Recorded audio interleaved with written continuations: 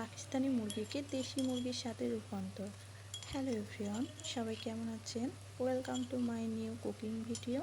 তো আমি আজকে পাকিস্তানি মুরগি রান্না করব, কিন্তু স্বাদটা পুরো দেশি মুরগির মতো হবে। তো সেটাই আপনাদের সাথে শেয়ার করতে আসলাম। তো আমি প্রথমে ভালো করে পেঁয়াজগুলোকে একদম ভেজে নিচ্ছি। তারপর সেখানে আমি মরিচ বাটা এবং সব রকমের মশলার সাথে গুঁড়ো করে আদা রসুন দিয়ে দিলাম।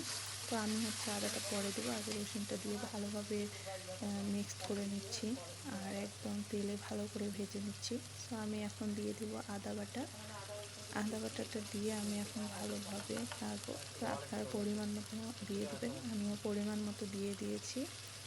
তো এখন আমি ভালোভাবে মশলাটাকে কষিয়ে নিব, কারণ মশলাটা কষানোর উপরেই আপনার মুরগির টেস্টটা নির্ভর করে।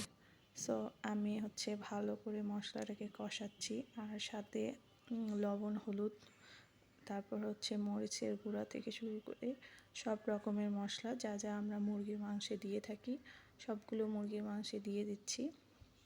তো এগুলো আমি দিয়ে ভালোভাবে কষিয়ে নেব। এখন আমি ভালোভাবে কষিয়ে নিচ্ছি, অনেকক্ষণ ধরে মশলাটাকে কষাবো, কারণ মশলাটা যত ভালো গ্রেভি এবং সুন্দর হবে তত ভালো মজা হবে, খেতে টেস্ট হবে। তা আমি ভালো করে মশলাটাকে কষিয়ে নিচ্ছি, একদম ভালোভাবে কষাতে হবে অনেকক্ষণ ধরে, এবং অল্প অল্প করে পানি দিয়ে বারবার করে কষিয়ে নিতে হবে, যেন মশলাটা একদম ভালো করে একদম সব কিছুর সাথে মিক্সড হয়ে যায় এবং তেলটা উপরের দিকে ভেসে আসে। আর যখন একদম কড়াইতে লেগে লেগে যাবে এবং তেলটা উপরে ভেসে আসবে, তখন আমি মাংসগুলো দিয়ে দিলাম।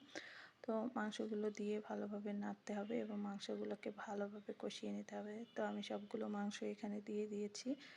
এখন আমি আস্তে আস্তে মাংসটাকে স্লো জালে কষিয়ে নিব। আঁচটা একটু স্লো দিতে হবে, তাহলে মাংসটা ভালো অনেকক্ষণ কষাতে হবে আর ভালোভাবে কষানো হবে।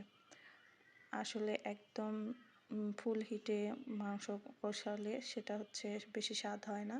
তো ধীরে ধীরে মাংসটাকে কষিয়ে নিতে হবে, মুরগির মাংস ধীরে ধীরে কষালে বেশি মজা হয়। তো আমি সেটাই চেষ্টা করতেছি, একদম ধীরে ধীরে কষিয়ে নিতে।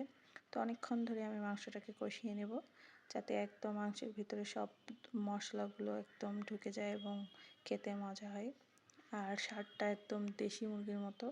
তো আপনারাও চাইলে এই মাংসটা ট্রাই করতে পারেন, আশা করি অনেক ভালো লাগবে। তো আমি চেষ্টা করেছি। তো আমার কাছে সেদিনের মাংস রান্নাটা অনেক মজা হয়েছে। তো আমি এখন আর একটু ভালো করে কষিয়ে নেব। তো আমি ভালো করে কষিয়ে নিচ্ছি অনেকক্ষণ ধরে, আর এই যে দেখতেই পাচ্ছেন তেলটা উপরের দিকে ভেসে এসেছে। আর মুরগির মাংসে যখন তেলটা উপরের দিকে ভেসে আসবে, তখনই কষানোটা একদম ভালো হবে। তো আমি আর একটু ভালোভাবে কষাবো, অল্প অল্প করে পানি দিয়ে মাংসটাকে ভালোভাবে একদম সব মশলার সাথে মিক্সড করে নেব। নেওয়ার পর আমাদের উত্তরবঙ্গে সবাই রসুন খায়, গোটা রসুন, আস্ত রসুনটা খুব মজা মাংসের সাথে। সো আমরা এটা খেয়ে থাকি। তো আমি আস্ত রসুন দিয়ে দিলাম। এখন এটা দিয়ে ভালোভাবে কষিয়ে নেব। কষানোর পর এটা আমার রান্না শেষ। তো থ্যাংকস।